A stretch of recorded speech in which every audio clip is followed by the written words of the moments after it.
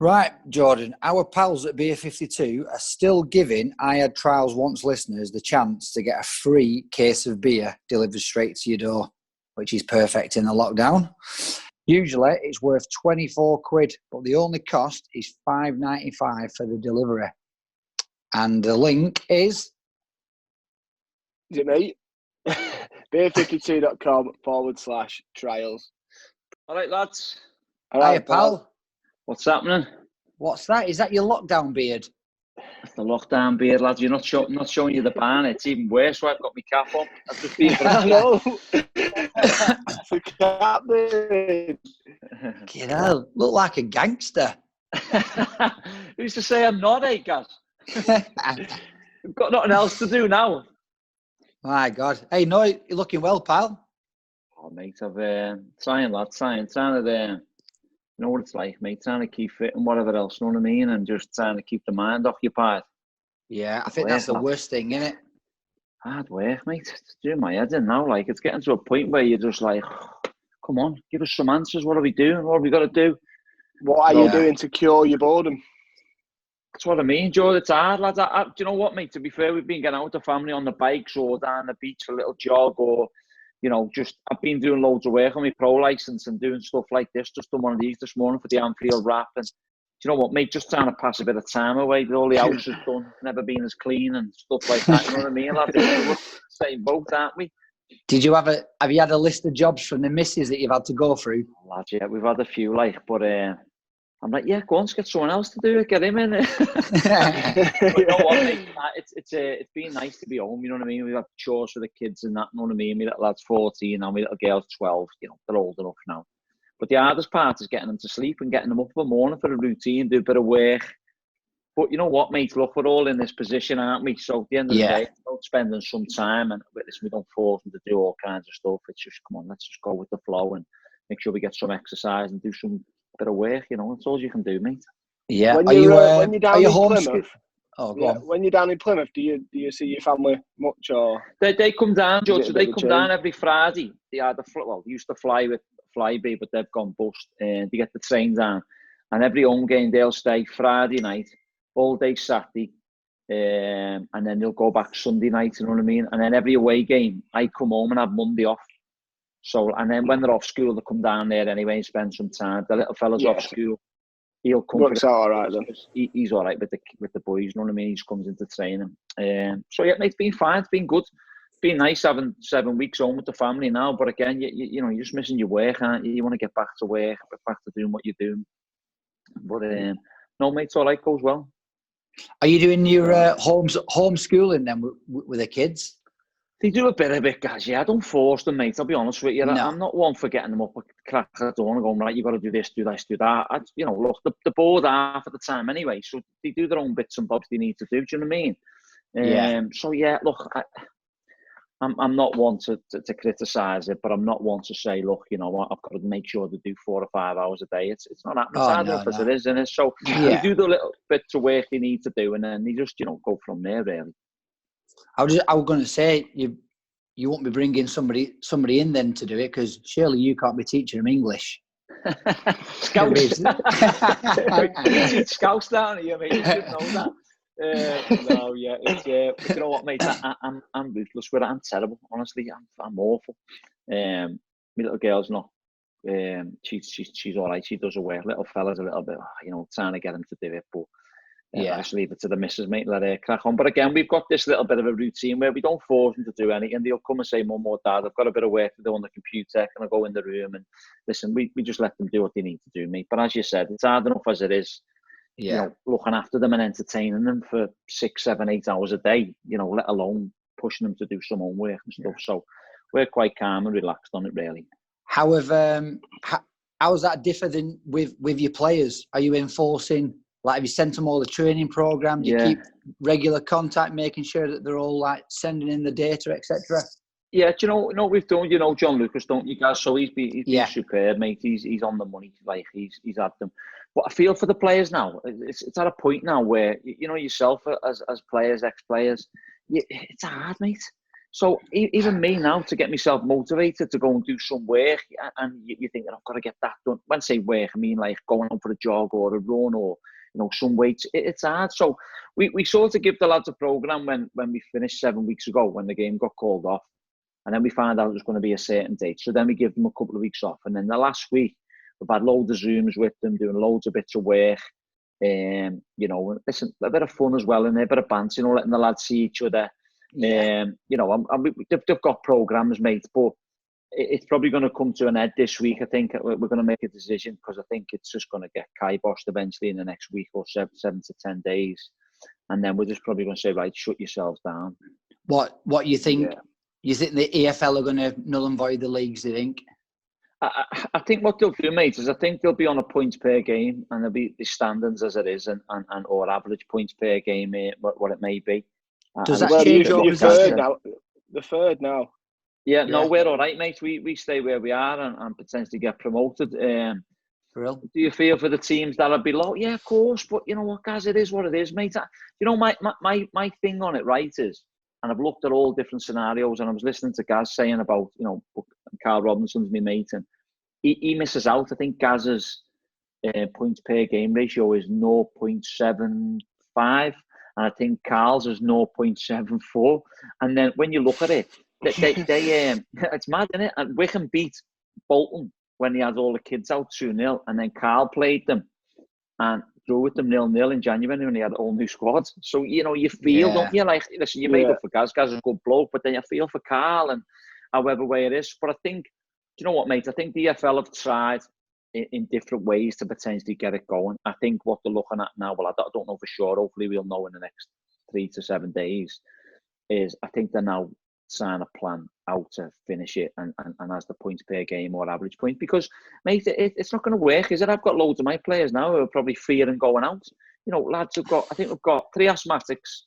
I've got 3 bad hay fevers. I've got 3 lads who misses a pregnant. Team. And then I've got Niall Canavan, who's been one of my best defenders, has got type 1 diabetes. How is he going to go and play footy? Bloody hell. You know what I mean? So it's hard, isn't it? We was just saying, like, our right back, his missus is pregnant, so if it was going to start again, he can't play. He's out of the question.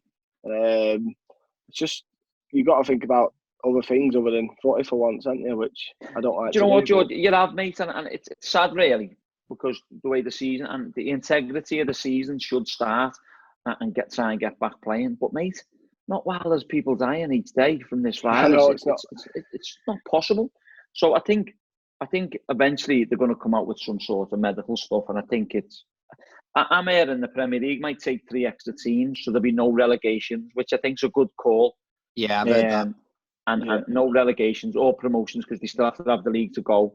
Because they can't null and void. There's been too much money spent. I know everyone keeps talking about money's a big, but it is, unfortunately, because people who've sponsored our kit might say, well, what have we sponsored it for? We sponsored yous on the basis of hoping you get promoted, and then our logo will be all over the place. The same with other clubs. Yeah. So I think the promotions will be fair. I think the relegations will be fair for most, that they don't get relegated. And I think the Premier League got a meeting tomorrow to decide what they're going to try and do. So my gut feeling is, listen, I'd love to get back playing, but not while this virus is still around and there's no vaccine for it, because it's not fair, mate. No. So have you guys, as a manager, have you guys all been included in like conference calls with the EFL? You've all had to give your opinions, or? Do you know what, guys? Listen, I'll be careful how much I say about the EFL, but not really, mate. No, we get governed by our CEO. They're in meetings all the time, and the CEO tells me, I haven't had one person from the EFL ring me up to say, Ryan, how's your team feeling? Not one. Now, look, they've probably got loads of dozen things going on, but for me, the first port of call would have been every EFL manager, as well as the CEOs and whatever. Players, whatever. So I done a thing with Gaz Neville and Carragher on the Sky the other week, and no one up until the last week has asked how my players are. I think they're in touch with the PFA. LMA are on to me all the time, emails every other day. Brilliant. Any advice you need, anything you need, well-being, hope for the family's all right. Anything, mental health, we're here for you. Brilliant. Email every 2 or 3 days. Putting what's it calls on conference calls with Eddie Jones and stuff like that to keep your mind motivated. Listen, brilliant. I'm on one. in 10 days with Brendan Rodgers. It's brilliant, and it keeps the managers and the coaches a little bit active. But the EFL haven't really come out and said, how's every individual player? Do you know what I mean? I think there's a starting to now, I think, because obviously because I worry about them. I'm a man manager. I worry about my players' health and well-being. I want to know how to cope and speak, as you said before, I speak to them every couple of days. How's the family, how's this? Yeah, all good. A few getting bored and can't wait to get back home, but a few are worried now, saying, look, I don't see where we play football. But look, I guess the DFL have probably got all kinds on the plate, saying that how they fulfill a season or how they scrap the season. But again, I think, I think there's ways it could have been a little bit better. Yeah. Have you got any players that are out of contract in maybe a month's time, and that they're worried about stuff like that, and you're worried about it? We've got 15 players out of contract. So, like, I'm now beginning to think I'm going to make a decision this week where I'm going to sit down. I can't sit down with them. Maybe over a Skype call or a Zoom call or a phone call and discuss. Now, I've got a meeting with me CEO and my secretary on Thursday, as we do every Thursday, just to discuss some bits and bobs, what's going on.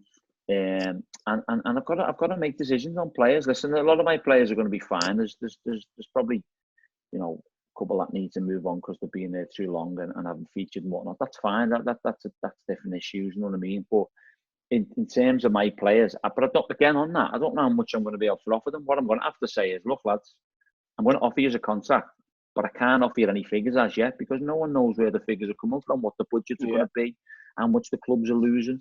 Like we CEO was telling me a couple of weeks ago, we had 4 home games left, right? So we obviously got the new stand in that open, and we probably would have the income for them 4 games. We have 6,500 season ticket holders, and it holds 18 now or 16. Let's say 16 and a half it holds, right? So decent that then, isn't it, for League Two? Oh, not half, mate. The fans are balmy. It's brilliant. The club's fantastic, and it's fantastically well run. The fans are brilliant, but we'd have had an extra 10,000 on the gate for the 4 home games because they're open to want to see us get promotion. Then that's without any revenue from a club shop, souvenir shop, and without revenue from the hospitality.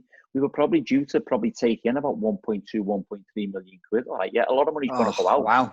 But they've lost it, guys. So, we're talking about, like, the smaller clubs who can't afford to pay the wages and are not getting any income. We're financially okay, stable to an extent, but we've missed out on that money. Do you know what I mean? Yeah, it's a lot of money, and like you say, like clubs at that level, you'll last probably half a dozen games if you're in a promotion spot, or even if you're in a relegation spot. They're your money makers because that's when the crowds, that's when they all come. Yeah.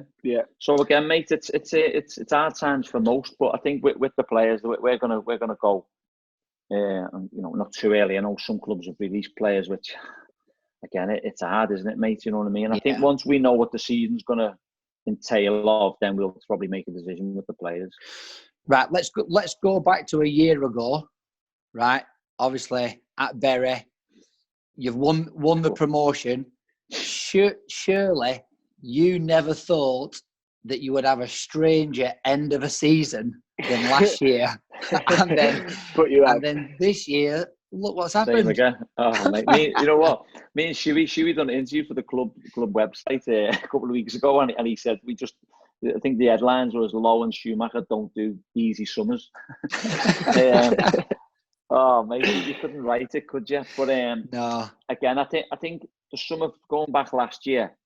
It was heartbreaking, guys, as you well know, and you probably know a bit about it, George, as well. But it was heartbreaking. It was, the players we had, Nicky Adams and stuff like this. The lads we had in around the dressing room, Nicky Maynards, and we had. Listen, that's just to name a few. We had a good group of lads, and then to see that group just dissolve and go, and everyone move away was heartbreaking. My little girl actually said she loves it. My little girl's obsessed with Bury because that was her favourite time. Obviously, she was at that age where she knew everything. And she said to me, "Hey, Dad, do you know if you were third now in League One, that means you'd be in the Championship next season if Bury would have stayed together?" And I went, "Yeah." She went, "Oh God," because like we knew if we'd have kept the majority of that team together and added 1 or 2 more additions. I look at Coventry now and Rotherham. They've got some good players and play some good football, and Oxford and Wickham and so on. But mate, you've seen that team play last year, guys. I don't know whether you've seen it. But we were unstoppable at times. I watched a few. And I would have felt we would have definitely been in the top half of League One, pushing for promotion into the Championship. Little old Berry trying to get promoted to the Championship. So, yeah, last 100%. season 100%. With the players that you had, I've never, because I did a lot of commentary games at Bury last season, and I've never seen Bury play that kind of football. Yeah. Really like expansive, attacking. You know, it were like say some of the players. It was as though the players just played with the utmost confidence, and they knew that whatever they did, whatever they tried, you backed them. Yeah, and I think that's what gave them the freedom. And like you said, I think the whole town had a buzz. To be fair, when you was doing so well, like I went out in Bury and people are singing your name, getting chucked out by bouncers, just still singing. I was like, "Is this Ryan Lowe guy?" That was because the bouncers didn't like me. No, mate, it was good, and we give the lads the freedom to play. We had certain scenarios, and on a pitch we used to have an area called safe, secure, and risk. So in our the defending third, it was a safe. Middle area was a secure. We still use it now, and the top half was a risk. You know, go and play. No one ever told me. No one ever coached me when I was 18 yards out. And the same at you two, probably to tell how to finish or where to shoot. You just knew you had it. You just so we done the same with our lads. But again, we had a good group, and what they went through was tough. And I think that drove us on, because there was a stage when we got beat off Carlisle. We'd lost 3 on the bounce, I think, and I thought, that's it, we're done. The ads hadn't been paid, and I thought, was that like February time? End of January, February. It might have been. No, it might. Yeah, we never. It's all a blur, isn't it? No, what? Mate, after that, I think March. It might have been March. Was it as late as that? Because you went on a good run after that. Yeah, that's what I'm saying. So then, what we done was we got the lads in, and like it got emotional. I was very emotional with it, and I said to the boys, like, look, I'm with you. You know, you've got this far now. What do you want to get to the playoffs and have a lottery? And, you know, I think Mansfield and a few teams kept not winning, and then Lincoln started dropping points, and I'm thinking, yeah, we can do it. And I said to the boys, look, come on, don't whatever happens in life, don't let them take this away. And there's a famous picture which I said, and I kept drumming on to the boys about, let's get your kids and families on the pitch with medals around their necks. And I don't know if you've seen a big picture with us all with the kids and family, all the lads, kids and players on the pitch with them. That's the best picture. I use it now as a motivational thing, even for Plymouth Argyle. I brought it with us. I said, look, that's what I want. And you know what? I think that was the what's it called, the final little. The lads went, you know what? This is it. Let's do it. They said, forget. You can't beat that day. To be fair, can you? No. And you know what? He got it, mate, and you know what? Fair play to them. And as I said, that team will go down in history for loads of different things, because they were different class. Yeah, it were brilliant. Did you know when you first came into Bury at that time that obviously, like, don't, you know, only say what you can do, but did you know that there were problems? Did you know? No, do you know what, guys? I didn't, like, I seen someone on the Twitter say, ask Ryan Lowe, was he part of the problem? Well, no, I weren't. I've seen that. You know what I done, mate, is, I can probably say this, because I think it was when Stuart Day was in charge. It's just, what happened was, when we took over, right, you know, without naming any managers or names, there was a big wage bill, right, and we were signing big players on big money. Okay. Now, look, that was down to the chairman wanting to do that, and he felt he could fund it. Then fine, but there become a stage where I'm thinking, wow. Now, you have all played at a good level, and the monies that was getting batted around, I was thinking, oh my God, you know, I'm still better than that, and I'm only on this or I'm only on that. So I didn't see it was going to happen the way it did. I could see at some point the wage bill needed to be structured and down. So when I got the job, I cleared about 800 grand the players out. I said, right, you're not wanted. You're not going to put. Was it 800 grand? No, sorry, it was about £600,000, I think, of players. When I went in, the wage bill was something like 3.6 million. So I thought, in fact, it was more. It was about 4.2 million, I think. And I thought, wow. So I said, right, okay. So I got rid of a few players, who including one of them was my mate. And I said, look, that the money's not, I'm not paying that type of money. I sat down, me and Stephen Schumacher in the chairman at the time. I said, right, I'm going to get players on what we feel is League Two type money, because we've been paying too much money. He went, how are you going to do that? You need to pay the best to get the best. I went, well, you don't. So we stuck with a structure. And it's funny, so this might answer the lad's question. I spent, well, when I say spent, all my wage bill, I got promoted at Bury with a wage bill of 2.4 million. And I only spent about 1.2 million or 1.3 million in bringing players in. So you can do the maths on the type of wages we were paying. I think I signed 16 players or 14 players, whatever, and a few loans. I spent what was your criteria of them players? Hungry players, players who you Guys, knew? do you know what? Hungry players like me, mate, and your mate Nicky Adams. I signed him injured. He just had an ACL. I signed him injured, but he knew he weren't greedy. He got the type of money what League Two players get. The other players said, look, lads, I'll incentivise it. So they had a big promotion bonus, individual bonuses, and incentivised with goal bonus and whatever on. So even now I have a structure. My wage bill at Plymouth Argyle, 2.4 million. My wage bill at Bury was 2.4 million, what we got promoted with. Yeah, the wage bill was bigger because there were certain players on bigger monies without naming names, but they didn't play for me. Some of them went out on loan and some of them couldn't play. So the wages, what I got Bury promoted on was 2.4 million, which I think is amicable and which should be fundable.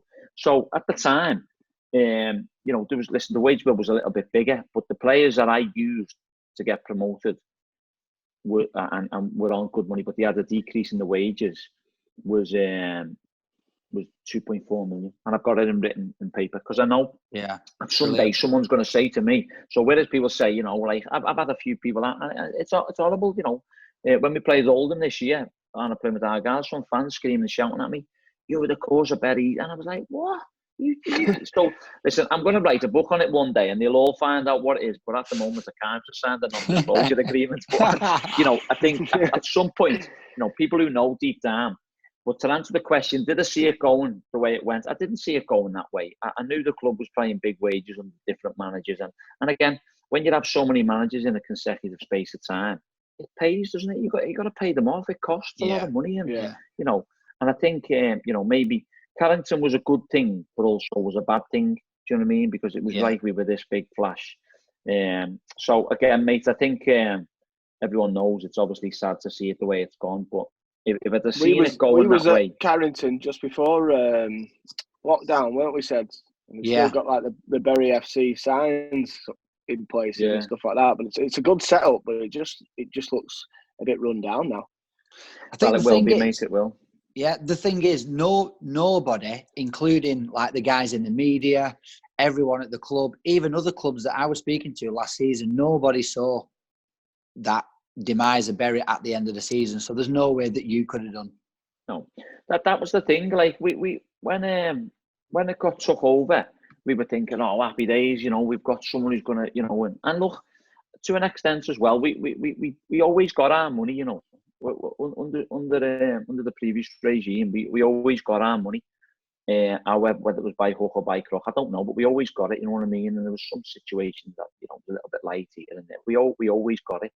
We didn't ask questions where it come from, and it was only when the new regime come in. You're not going to, are you?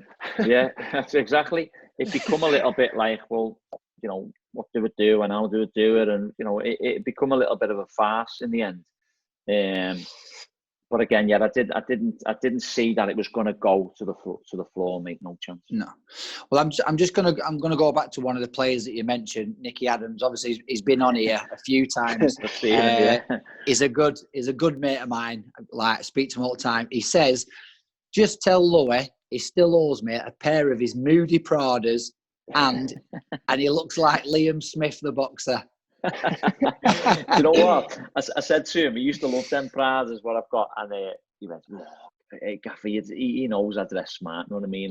He loves to dress like, he doesn't, does he? He dresses pair of snoochies. I was in Dubai with him one year, we went to market, he got a pair of snoochies, I think he's still wearing them now, 6 years ago. But I tell you what, he has no dress sense whatsoever. Oh, he's terrible. He's sponsored off Le Couture, isn't he? Couture Club. The Couture Club, yeah. But no, I promised I'd buy him a pair when we got promoted, but unfortunately, we never had no money, did we, mate? So we'd have to wait. No, he said, just tell him I love him. He's a top guy, and he can't speak highly enough of you, which is brilliant, isn't it? No, it is. Yeah, no, he knows. We've got so much mutual respect for each other. It was, you know, what was crazy? It was the first time I knew him, but it was the first time he just signed back for Bury, and I just signed back for Bury, and we're both on holiday together. And he's in the pool. I've gone right over. From that day onwards, the kids were playing with the kids and whatnot. And my missus were talking to his missus, and we just clicked. And you just know, don't you guys, the way he is. He's so heartwarm, and he's a top kid, and you know, I think we'll be mates forever. Yeah, he's a good lad. So I was speaking to my mate, and he said he was liar. Your boot cleaner. You ain't got no mates. Yeah, said it. That's what it said. Yeah, you're like, he all was your mates are here on this cleaner at call. Bury. Which one? I had loads, George. What was his name? Lee Pugh. Oh, little Pewey, yeah. He said, lad, yeah. If you didn't bleach your laces on your minging white boots, and you wouldn't wear them. No, I wouldn't, mate. I had a bad. Oh yeah, I was mad with my boots. I used to take my boots home with me on a Friday for the Saturday game. I'd bring them home and like treat them like, you know, I'd have them in my hands and that, like, the night before the game. I was a bit mad with the white boots and the white laces. No, you're right. But I remember, what's his name? Dawson. Remember little Dawson played for Macclesfield. What's his first name? Adam Dawson, right? He I had a brand new pair of Spankers Addy Pures right once, and he was my boot boy. And I come in from training, and they used to train on the Astro. And my boots were all, had the black on from the Astro, and I thought, so when I got them, I said, have you wore these boots? He went, sorry, Lowe, I never had no other boots to wear. We were on the Astro. I went, right. They were Spankers, they were ready for Saturday, you know what I mean? I thought, no, these, you know what I've done, guys? George, I sent them to Cheshire Oaks. I went, you better get in the car now with someone and drive to Cheshire Oaks. They've got them there for 65 quid. I said, you go and buy a pair now. I said, because if you don't, I haven't got them, you're getting it. Anyway, he got someone to take him to Cheshire Oaks to buy me the pair of boots. So, about an hour and a half away. I know. So what I'd done was, I thought, do you know what? I can't make him, he was only on whatever, he was on as a white yes at the time. I think he had 40 quid in my pocket. I went, like, there's 40 quid. Don't ever do that again. All right. And he went, oh, thanks, no, I'm sorry. But yeah, I was mad on my boots, mate. They had to be spanking clean, you know what I mean? Are you like that as a manager, like quite anal, strict? Only stick with the players. Yeah, or do you just want things doing right? Yeah, we just have a policy where there's no grey areas, everything's black and white. You know, we have like non-negotiables, you know what I mean? And look, just do your job. I'm one of these managers that, you know, if you're feeling a bit stiff, right, and you're going to come out and you're going to be laboured and you're like, oh, I can't move there, I can't. I'm one of these managers, look, just tell me. So I have a thing where I go around all the lads on a Monday morning, or, you know, if it's a Thursday after the Tuesday, how are you feeling? And I get a good feel back. And John Lucas goes and does all that, as well as Schumacher and my first team coach down there. Look, how are you? Yes, I'm a little bit stiff here. Okay, look, stay in. No need to train. Stay in. Because I feel if you've got a little bit of a tight muscle, go to the gym, go and do some work. We've got the facilities, we've got it great. You know what I mean? Just go in the pool for half an hour or 45 minutes or an hour and 50 minute training session is not going to be the end of the world if he doesn't do it when I want him for Saturday.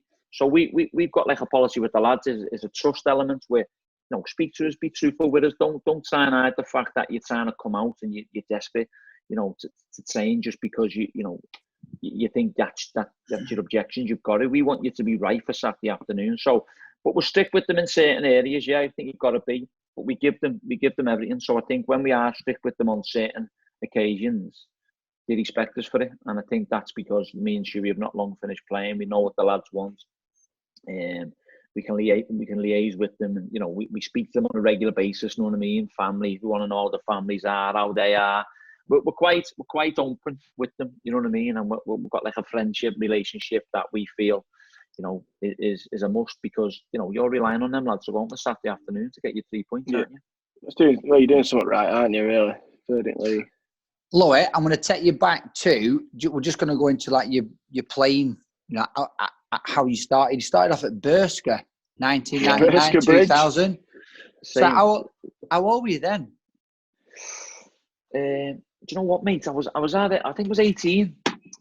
I've been in Southport youth team for a couple of years. We had a good set of lads, and then I remember playing my first game Southport in the Conference Cup away at Doncaster. Right, Jordan. I think a lot of players coming to the end of their careers will obviously be starting to look into like coaching and managing. Is there anything that you've ever thought about doing anything like that? Obviously, with the uncertainty of the current situation. Yeah, I would like to get into coaching. I need to start doing my badges, to be honest, but just don't seem That to might be a have time. start, yeah. Well, I have got a couple, start. but managing, I don't know whether that's for me. Maybe an assistant slash doing nothing. You mean organising the Christmas dues? Yeah, pretty much. Yeah. So, anyone else, have you fancied it or not?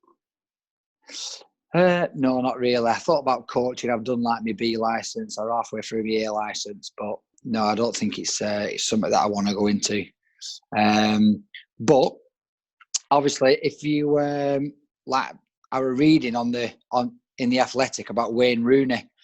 He's obviously like a manager in waiting. My lookalike. Your lookalike, yeah. But you know, I think it's well worth a look. And I think we have an offer, don't we, Jordan, for the Athletic? Yeah, we can get a 7-day free trial and 50% off for you boys and girls, and a yearly subscription on theathletic.co.uk/I had trials once. Oh, no, I'm not going to go anywhere here. Do you know what I mean? I've got a big banner on me. I'm skinny. The kid's dead big. He's just got to bang and just kill me, especially in that conference at the time. And then I got invited to go over to Bearscough, and I knew a guy called Peter King who used to play for Liverpool over the years, and I like to play for Altrincham and that. He's a good bloke, and I just got dead close with him, and he said, "Come and have a go at Bearscough." So I went and had a go, scored a few goals toward the back end season. They were in the Unibond First Division. And then the following year, he said, "Look, stay on with us. We'll help you. You know, we'll try and get you back in the league." So with that year, I scored 38 goals, believe it or not. I went on sale to Sandmere, Hull, Rochdale, Everton were the biggest ones that got me in. And Everton said, "Look, we're going to recommend you to Kevin Ratcliffe at Shrewsbury." So he said, "They just want to see your attitude. We'll give good Colin Harvey and our Ken. We'll give a good reference for you. Go up and, you know, they just want to see what you like." Went up. I was there a week, and he said, "Right, we're going to offer you a 12-month deal." So I was absolutely buzzing. Then I went from playing, you know, non-league football on £50 a week and £10 a goal to today. And I think my first contract was something like 350 quid, and he gave us a bit of money for digs. And you know what, mate, I never look back. And I think 4 or 5 months into that season, I think Ratcliffe pulled me in the office. I was hardly playing. I remember I was in and out the team, and he went, "Look, we're going to give you a new deal." I was like, oh, wow. I thought he was going to release me. To be honest, I was going to say, "Go on, you're shy. See you later." And then he went, "We're going to give you a 3.5-year contract." And that was it. Then I was like, "Oh, wow, yeah, mate, it was." You must have done something right. Well, listen, I think as it's one of them, innit? You know, like everyone says, to have like, you know, a few Scousers in your team or a few Manx in your team. You know what I mean? And you know, so I think it was that. You know, Shrewsbury was a little town in Shropshire, and there was some good lads there. Was there any other Scousers there? I think, and then Ian Jenkins come a few years later. He used to play for Everton and Dundee and that years ago. But yeah, mate, I think he's seen that I was hungry, and you know, I had a good attitude. I was a good lad, and listen, that didn't cost them millions of pounds. You know what I mean? Millions of lira. I think that was about it. But look, I weren't bothered. I just wanted to be a professional footballer, and when he gave me that opportunity, so I'm always grateful for that. Did you always have in the back of your mind that you wanted to become a manager, or did that kind of fall into later on down your career? Yeah, do you know what, mate? I was doing a podcast for the Anfield Rap this morning, and they asked me the same question.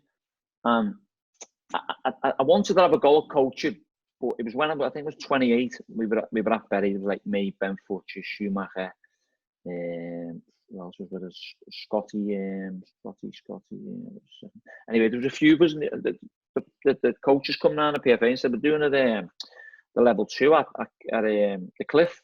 And we thought, "I'd jump on it, yeah." You know what I mean? We'll go and do it. And I'd done that. I liked it. I thought, "Oh, that's good, that." I was getting a bit of intel. But I always remember a few older players used to say to me, and managers, "Start your coaching badges early because you'll learn the game better." So I thought, well, I'll do it. I'll do the coaching badge. I'll learn the game, learn, like, you know, new formations, tactics and stuff and whatever else. And then after that, I went and done the B licence I thought, oh, that was good done that at Kirsten Ashton and a load of good lads. That was very good. I learned a lot more on that. And then obviously they said, look, we advise you to go and do your A licence. I thought, oh, go on, I'll get that A licence done. So I just wanted to have the qualifications, guys. So I knew that if I got an opportunity to go as a player coach, I could go in, know what I mean? And, you know, I remember having a conversation with someone and he said, look, do you want to come in and be a player coach? And I was like, this when I was at Bury, and I was like, well, not really. He said, could you put sessions on? I went, well, probably not yet. You know what I mean? I'm still learning. And I could have easily said, yeah, and gone and took some decent enough money to go and be a player coach, but I weren't ready for it at the time. And then I'd done the A licence when I was a development coach under Lee Clark. And while I was on that A licence, he ended up getting sacked, and that's when I got the caretaker job. Yeah. And the first time round when I got it before Chris Lucchetti took over, we won 2, drawn 2, lost 2. And I didn't think I was ready, I'll be honest. I went round to Schumacher's, my mate, my assistant manager now, on, I think he had a Boxing Night party or a New Year's party, and Chris had just been given. He went, why didn't you take the job? I weren't ready, mate. I didn't think I was ready. It was a relief that someone else would come in, know what I mean? And I tried to help Chris as much as I possibly could. And then when he left, the chairman said to me, look, we're going to give you it till the end of the season. You can bring another coach in. I went, right, perfect. I want to bring someone. So I brought Schumacher in. And I just said to him, look, just let me do it my way. You know, because he was the chairman was very like, he wanted to have his little input. Never ever picked the team. I always picked the team. But he always felt, oh, I'll try this. Or what about that? I go, yeah, all right, I'll have a look. And then when he told me we were just shut the door after him, go and get out. And then once we started doing it, and the following season we were playing, it was a case of, look, you know what we're doing here. Do you know what I mean? We've got good lads playing a good brand of football, a good style. And then you get the urge for it then, I think, guys. But I had a plan of a 4-year, 5-year plan, mate, to be honest. I didn't think I could go straight in now. I wanted to work my way up and learn, like most people do. But that come to fruition within 6 months. Well, it come to fruition within 3 months first. And then obviously I had 6 games and it was took out my hands, and then it come to me again, and I thought, right, okay. I wanted to do it my way because I felt managers get sacked left, right and centre, don't they? Yeah. Bear in mind when you give someone a long-term contract, and that's probably because I'm a manager as well now. But even when I was a player, I didn't like seeing it because you get a bond with managers and stuff. And then in the end, I thought, right, I'm going to get sacked. I'm going to get sacked doing it my way. But as I say, mate, the plan was to be a first-team coach, assistant manager for a year or 2, and then a manager potentially at, listen, who would have known whether it was a non-league team or whatever it was, I wanted to try it.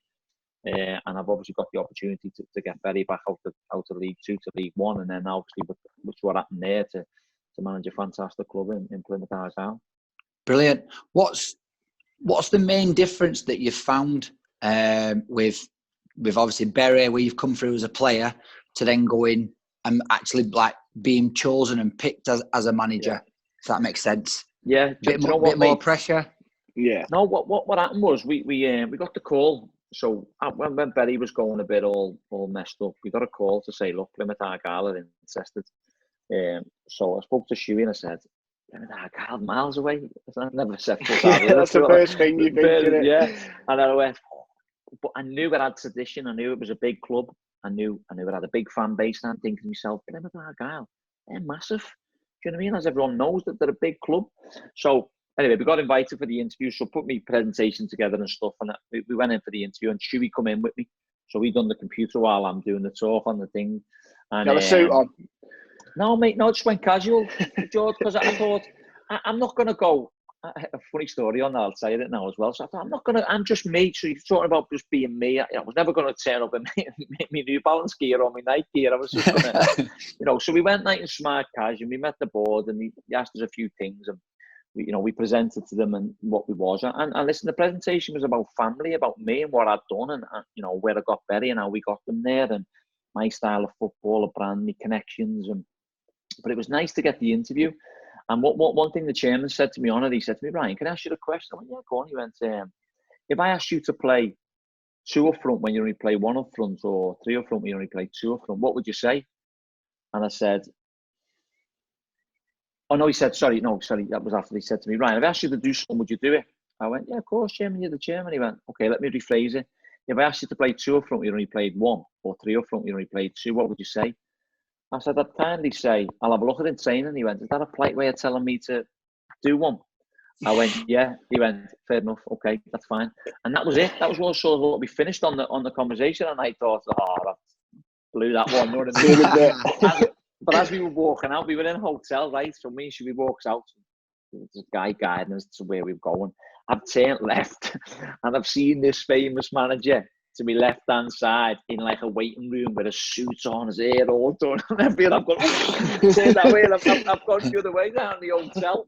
And when I say famous manager, he's a well-known manager who was having an interview for the job. And I thought, oh my God. So we've gone back to the station and I've got me shooing my agent and I've gone, he's getting that job in there. And he went, no chance. And I said, how do you think it went? And he went, yeah.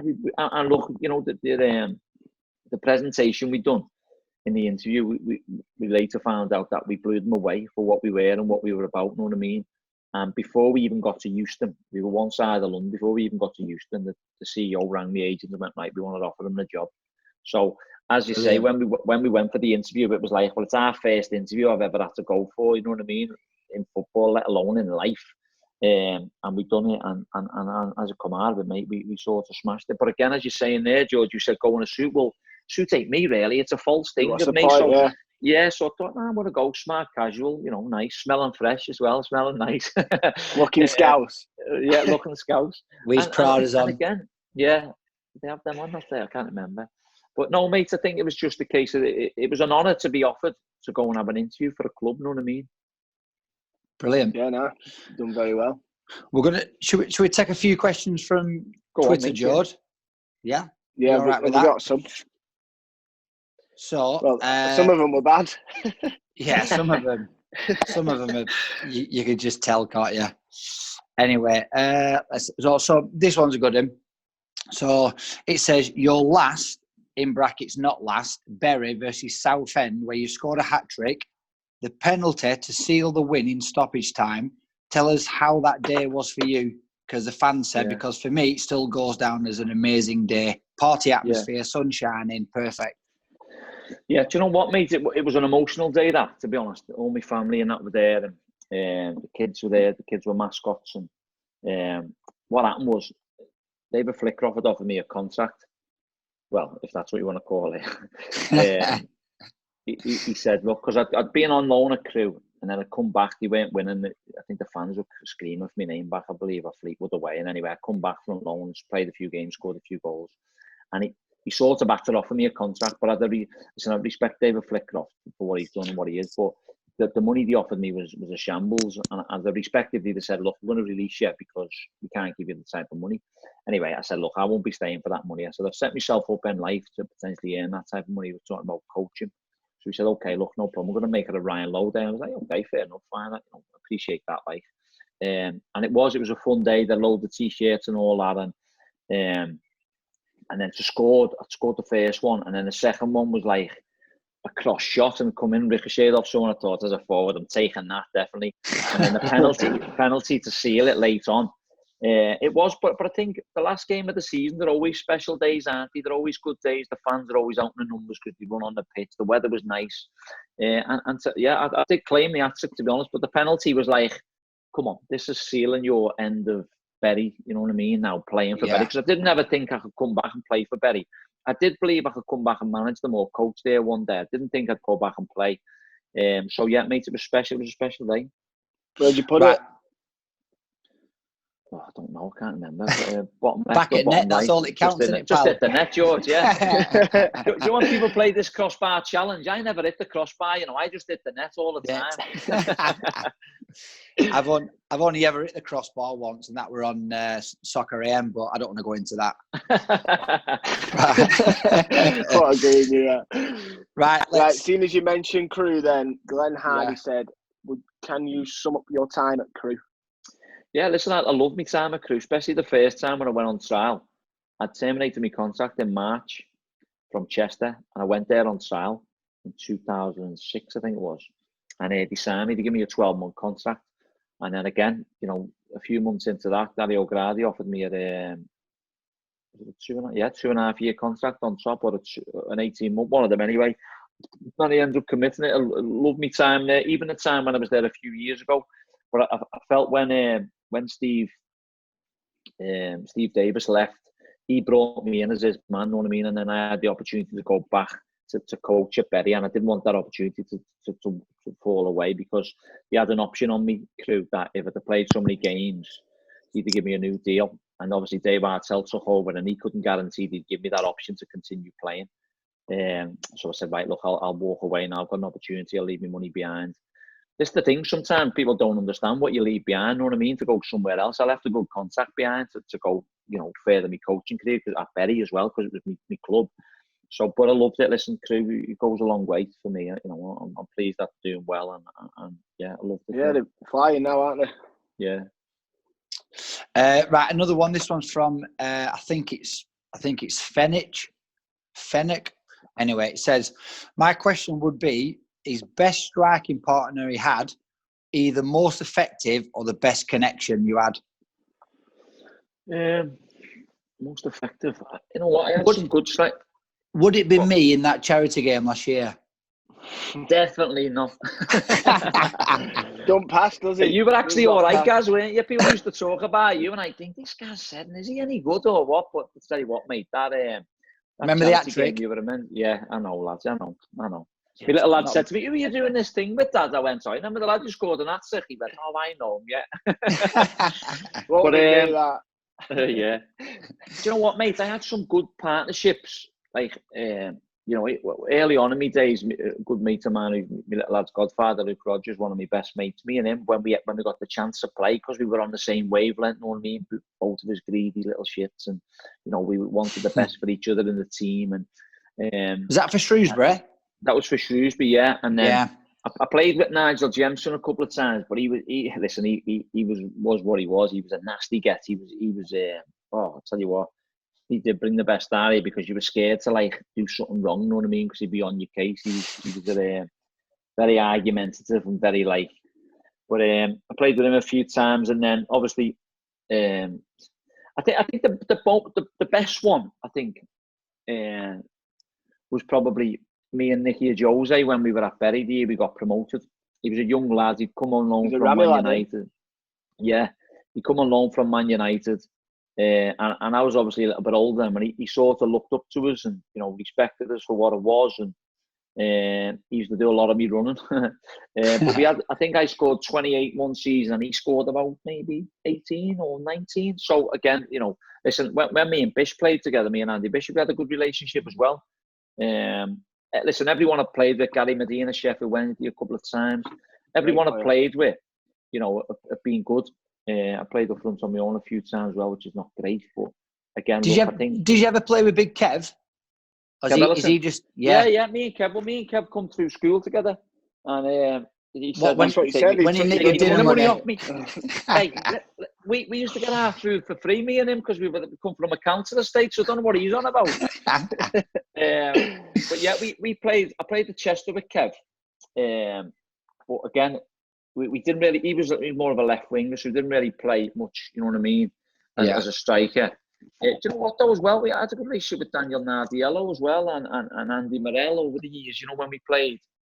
But listen, mate, we've had player. Yeah, he's a good bloke, Nards, and he was a typical player. But I used to gel whatever. I just feel that, listen, I was selfish in certain areas as a striker, but ultimately I wanted what was best for both, you know what I mean? Because if he done well, I done well, and if I done well, he done well. So again, listen, there's been a few in there.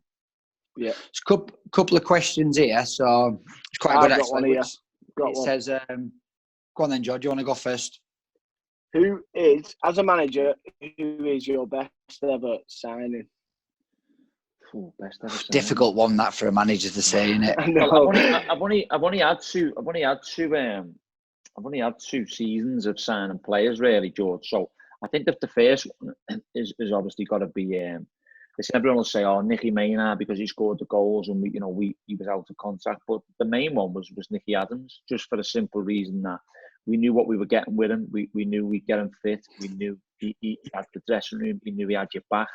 We knew he'd never take any crap off anyone in there. If there was a little bit of a click form, and he'd deal with it. So as a player, and as a captain and a leader, and for the morale of the dressing room was Nicky Adams the first year at Bury. And then this year was like, we've signed, I re-signed Byron Moore from Bury on the situation where he left for free. And Danny Mayer's obviously my key player in terms of, but they're all are down there. What Danny hasn't done this year is scored enough goals, but he's prevented enough goals. So whereas last year he scored 14 or 15 goals, this year he's the most creative in our team of setting goals up, and his work rate going the other way. But is that Daniel Mayer? Yeah. He was superb last season, wasn't he? But guys, he's been superb again this season. Just hasn't scored many goals. But listen, the goals are being spread out all around. But one of my key signings has been Byron Moore this season, because I brought Byron as he can play left wing, right wing, centre forward, and he's been like, he was injured early on. Him and Dom Telford got injured early on because they hadn't done a pre-season at Bury, and then we had to work our way in with him to get him super fit, and we ended up doing that. And he's been a monster. He's been a machine. He doesn't break sweat, mate. He doesn't get out of second gear, and he's rapid, and he's been brilliant down that right hand side. But also, I think he scored about 8 goals because he's played up front at times as well. So brilliant. I think for 2 different reasons, Nicky for football and the way he leads the dressing room, and this year's obviously been Byron for football. And not that he speaks much Byron, but yeah. So what? I want to ask you one here. It says, obviously now you're a coach, you'll obviously identify players in like a bit of a different way. So it says, which player of your coach do you think will go on to get to the highest level? Because I know Bury had some good youngsters, didn't they? Under 18, the Plymouth lad, or maybe like young lads in your team. Yeah, listen, we knew Callum Styles at one point when we had him. We liked him, and Shuey obviously being a midfielder, we coached him into the way we felt would help him. And he come to listen in the end. At one point, he was a bit like, I'm fed up with this youth team football. I want to play in the first team. And then he wanted to play every week, and we felt he couldn't. But we knew he'd go and play. Listen, he's at Barnsley in the Championship now. I don't think he's played much. We knew he had the ability, but there was loads of other kids coming through who we felt that have ability. In terms of the first team squad, the average age was probably 26, 27, maybe a little bit older. So there weren't many that were going to go and kick right on, you know what I mean? No. And then this year, we've got a couple of players like Luke Jepcott, who we brought back from his loan spell at Tsuru. He can have a big career in the game. And Michael Cooper, Adam Randall, and Jepcott. Jepcott striker, Adam Randall midfielder, who's technically very good, a little bit like a Styles. And Michael Cooper, I think he'll be one that the football club will sell for a lot of money in the future, because he's a terrific goalkeeper and he's only 20 years of age. Yeah, brilliant. Got to be young, haven't they? Yeah. We had a lot of questions about Megson. Gary Megson. Yeah, and how he was sacked and replaced, and how you feel about that. Do you know what, mate? How you felt about it? Yeah, I was gutted because, again, talking about no grey areas and being black and white. Gary Megson signed me, right? So I'll give you a little bit of brief intel to what happened. I get the phone call, gets over, goes and does all the medical and stuff. He just finished training. He had a game against Bradford in that Johnson's Paint Trophy in the night. So it was on a Tuesday. So I've walked over to the agent at the time, who had hardly known. He just had a phone call to say, this agent's got to move to Sheffield Wednesday. Like, Sam, let's get it done. So I walked over. Megson went, Ryan, come in. So I've got up off the seat in like a little waiting room, walked in. The agent's walked behind me. He's gone, not you. You stay there. Shut the door. And I've gone, whoa. So I've gone in his office now with Megson. And he's gone, looked at me. I've gone, how long have you been with him? I went, I didn't know what to say. I went, I said, look, not long. He went, yeah, I thought so. I don't like him. Anyway, enough of him. Right, you were one of 3 strikers. I went, oh God. So I found out Connor MacDonald, Cody MacDonald, was playing for Gillingham, scoring loads of goals. And Sheffield Wednesday, he was the number 1 target. He was younger than me. Anyway, he ended up going to Coventry. So that opened the door then for me. So Megson said, look, you were one of 3 strikers I give to the board and directors. I didn't care which one I got. I've got you. I'm happy with you. He said, well, look, listen, hard work, dedication. You've been scoring all the goals. You scored a goal the other week for us against Bury. You scored 2 and got me the sack for Chester against Nottingham Forest, and I was like, oh, sorry, Gaffer, like thinking, oh no, this deal's just not getting done. He hates me agent. He's saying I've scored this, I've scored that. So we went, but look, listen, I'm happy with you. Go and do your medical, get everything sorted, see you in here bright and early Thursday morning. All right, son, happy to have you on board. That was it. So anyway, he put me in, he played me. He started playing me. That's him on the phone now. Yeah. Then he texted me. He's what's it called? I'm having a good relationship with him, training hard every day. Then he takes me out the team. Sorry, I got injured. Then he puts me in the team. Then he takes me out the team. I'm thinking, I don't want to play. I want a big club, Sheffield Wednesday. And then always remember, he left me out the team. So when I went to knock on his door, but Rob Jones, the captain, had already been up. So anyway, we're training down at Hillsborough on this day because it was winter, it was snowing and the pitch was frozen, so they had under-soil eating. And he calls a big meeting in the dressing room of Sheffield Wednesday. And the dressing room of Sheffield Wednesday was like 3 dressing rooms in one. It was a big square thing. So we'd come in and went, right, listen, lads, just so you all know, I ain't good at 1v1, so no more people come and knock on my door, right? Because I might tell you that's something you don't like. And I'm thinking, and all lads going, oh, like that. So then he walks out onto the pitch and all lads are going, oh, Lowe, you and Rob, that's your fault, getting the gaffer in a bad mood. So anyway, he didn't answer my question. So we finished the training and I goes up to back to the training ground, drives up, knocks on the door. He went, Lowe, what have I just told you? I went, oh, Gaffer, you didn't answer my question. He went, what do you want to know? I went, I want to know I'm going to get a chance. He went, right, you're not playing this week, but you're playing next week against Lincoln because they've got big 3 donkey of centre-halves and I want you to get down the side and now get out. So he just threw me out the room. And then I didn't play I didn't play the game. He said I weren't playing. Come on as a sub, and then the following week against Lincoln I actually played and scored, so I thought, fair play. So I thought to myself, but onto the sacking, I was gutted when he left because we drew a Chesterfield away on a Sunday, and in the following week we had Sheffield United at home in a derby, and we were training, and he come over to me and put his arm around me and went, have you ever played in front of 34,000 fans, Lowe? And you're messing, Gaffer, I only ever played in front of 3,500, never mind 35,000. Okay. He said, well, you're playing next week against Sheffield United, so relish it and embrace it because the best derby you'll ever play. And I was like, whoa. And then obviously, after that game, mate, I think he knew he got sacked, which he didn't get sacked for footballing reasons, mate. I believe now he said something about the owner, and the owner waited till after that game. So I think he had a fallout with Mandrich at the time, and I think that's why he lost his job, mate. I don't think it was anything to do with football because I remember Dave Did you lose the game? No, we won 1-0. Oh, you won 1-0. We won 1-0, and he was giving it that one fist pump to all the Sheffield United fans. It was great because the rivalry between and then the next day.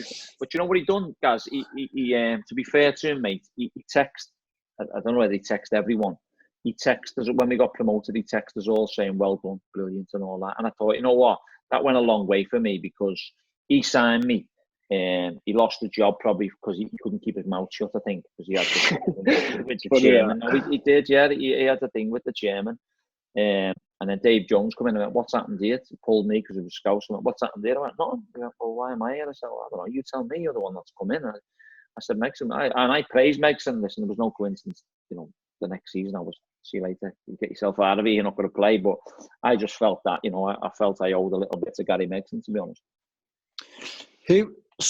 Throughout your career, who do you think you've learnt off most as a manager that you've took into now? Have you kind of just done things your own way? Yeah, my own way. So like, so the grey areas and just black and white is obviously there for Megson because that's just the way he was. Listen, I'm not as ruthless as he was, you know what I mean? To be honest with you, I like to speak to the players and tell them and do it that way. Alan Neil was good. He was certainly good for it. Paul Cook speaks to him on a regular basis all the time. And again, Carl Robinson, you know, he's young, Lee Johnson. Any young managers, Richie Barker was good when he come in and, you know, was only with him we got him the job and then he was only with him for a small time. And again, listen, I've learnt off a load of managers, but there's managers, and I won't name managers, but there's loads of managers who have learnt what not to do, believe it or not. Yeah. And listen, we've all been there, you've all been the same. You get managers who you think, yeah, I like them, I've got a bit of time for them and I'll put more in for them. So I always feel now, done loads of things our own way, but we take little snippets from other managers and even the top managers. You look at like the Guardiolas, the Klopps, and you know the Brendan Rodgers. You always take little snippets away they are. You know, there's a saying there. Well, not a saying. It was at an awards too, and it was the Footballers Northwest Managers Awards a couple of months ago. And Klopp was up there, got an award, as well as like there was me, Mickey Mellon, Guardiola, Klopp, the ladies manager at City was there, the Liverpool U team manager. It was all Northwest, you know what I mean, who've had outstanding achievements. And he just got up and said, look, I want to congratulate all the other managers. Some I know, some I don't. But listen, we're all doing the same job. It's just that I'm privileged, me and Pep, to be managing and coaching the best players. Do you know what I mean? And we're coaching players who are not the best in the world. Do you know what I mean? He's saying, well, it says that they've all praised you and what you've done. Klopp, Pep, Benitez, Gerrard, all praised you. Yeah, listen, I think with the likes of with Stevie, me and Stevie go back a long way, and I've spent time with Benitez, and the club doctor at the time was City's club doctor, and we wanted to get across and speak to them and to City, and we didn't manage. Is that Lee Nobes? No, it was Lee was one of the fitness coaches, and then, he's got to Liverpool now, isn't he? Yeah, and then there was like, obviously my time spending with Klopp when I've gone up to Melwood, and when we played them at our place, and then at them like awards, and I've seen them at European nights when I've travelled to watch Liverpool. So yeah, listen, it's good. I think the brand of football we play and the style we play is we want to entertain, and that's what we've said. We want to entertain. So I think taking snippets from all kinds of different managers is good. Listen, some are good, some are not so good. Some you'll say, yeah, I'll use that, and some will say, I already do that. Well, right, just because it's come from Ryan Lowe or Jurgen Klopp or Pep Guardiola, it's the same sort of. But I think the key to it, what I'm always big with, is having your players on side with you, having them run through brick walls for you, having them respecting you. Because I think the minute you lose respect for your players, morally and everything else, then it's not going to work. I think if they respect for what you are, I think you become obviously a good manager and become a good coach, because ultimately they're listening to what you want them to do. Yeah, 100%. Yeah. So last couple of questions before we finish. I don't know where this has come from. A lad called Sean Cook. Do you know him? Oh yeah, that's me, mate. Dave Cook, the manager of Nantwich. That's his son. What's he saying?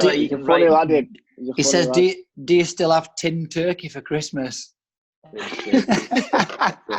you know what he does? He has to go and get the chickens out of the back garden, because he's got that. His mum and dad, they live in a nice house, and he has to go and fetch the chickens and the eggs and all that. He used to stay there and have duck eggs and geese eggs and all that.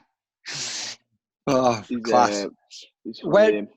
Where, like, in all honesty, where do you think, obviously, the season is going to end up? How is it going to play out? Do you think you'll, like, across the board as well? So do you think the Premiership will get back on track, and obviously the EFL? Do you think we'll have promotion and relegation, or?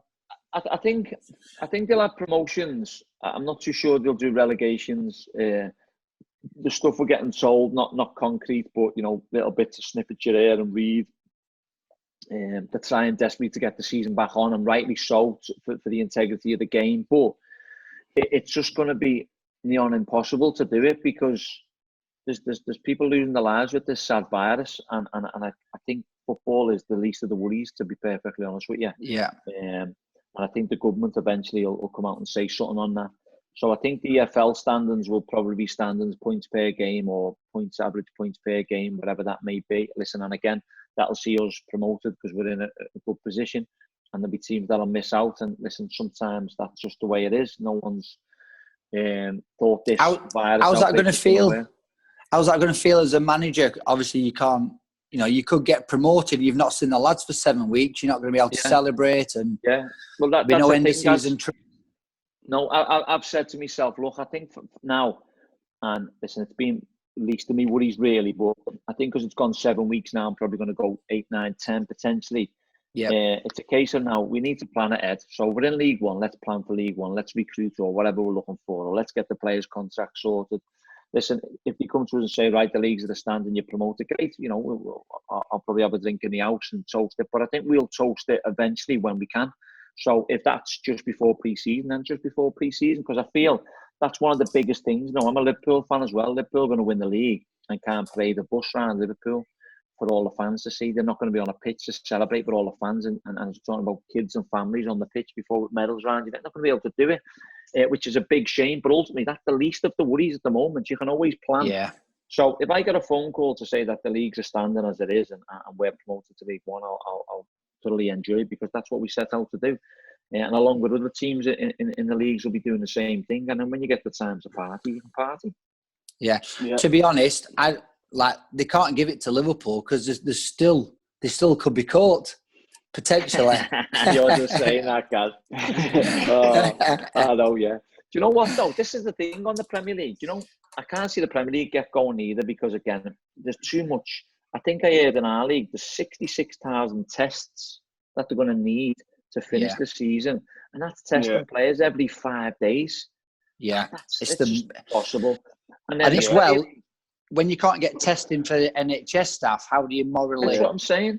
How do you morally accept the test? How do you morally go, yeah, I'm going to go and get a test when there's NHS staff and people, families who can't get tested? Listen, what happens if one player? What happens if one player tests positive? Do you have to shut down again your team, or Exactly. So it's a weird one, isn't it? Yeah, so it's saying for the integrity of the game. Well, the integrity of the game might mean that I've got 3 players that don't want to play because they've got underlying issues. And then other teams might have to play. Well, we've got none to play for. We're going to release them and we're going to play the kids. Okay, well, you're back to a Bolton, Wickham and Oxford situation, aren't you, where there's points are going to cost them potentially. So I think the integrity has gone out the game anyway because of all the contracts. I think the most important thing is make the decision for the right reasons, and the right things to do is potentially, right, look, no more football. However way you're going to do it, whether points per game, no relegations, then go and do it, because there's well-being and health and safeties. It's too much at risk for it. Even the Premier League are trying the socks off to get it done, aren't they? But come on. Yeah. And you've got Aguero coming out saying he fears that, he could catch and send it on to his family. There'll be a lot more that'll do that. Kids can't even head a ball now, but we want to play when there's a virus that's killing everyone. I mean, mate. Do you know what as well, George? I think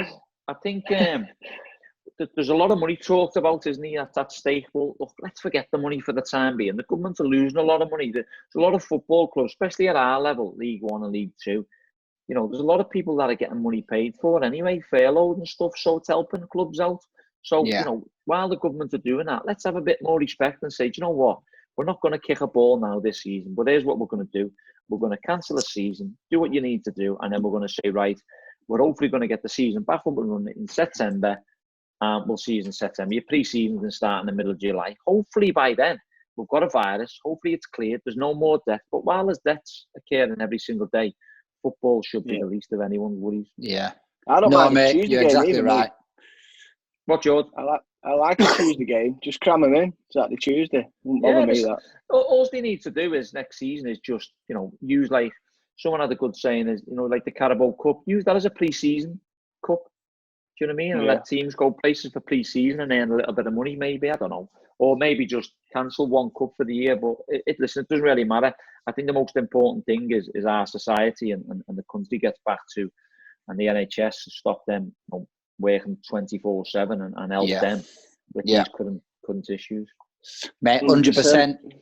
And I'll probably finish on that note, because we could probably go another hour, like going through your playing career. But I reckon we would love to get you back on when obviously we get an answer from what's happening. Maybe when you're starting again pre-season. Hopefully celebrating a promotion. That'd be brilliant. Definitely, boys. That'd be brilliant. It's been a pleasure. But mate, you've been fantastic, and I'm sure there'll be a lot of people and fans out there who's like really enjoyed listening to you, pal.